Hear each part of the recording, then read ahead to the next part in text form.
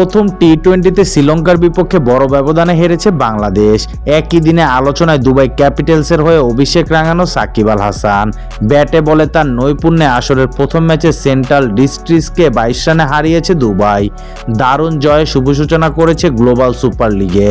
ম্যাচে ব্যাট হাতে 37 বলে 58 রানে হার না মানা ইনিংস খেলেছে সাকিব।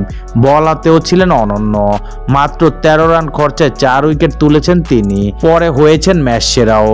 ম্যাচ শেষে নিজের অনুভূতি জানাতে গিয়ে সাকিব বলেন, লাস্ট মিনিটে কল ছিল, তাদের একজন প্লেয়ার চোটে ছিল, বদলি হিসেবে আমাকে আসতে হয়েছে।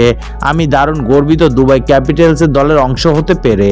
ক্যারিবিয়ানে চেনা কন্ডিশন নিয়ে সাকিব বলেন, ক্যারিবিয়ানে 2007 থেকে আসছি আমি, আমার সেকেন্ড হোমের মতোই। আমি কন্ডিশনটা ভালোভাবেই জানি কিভাবে বল করতে হবে এসব ট্র্যাকে। অ্যামাজনে খেলাও আমাকে সাহায্য করেছে অনেক। আমার জন্য ভালো ম্যাচ, দলে যেভাবে অবদান রেখেছি দারুণ খুশি।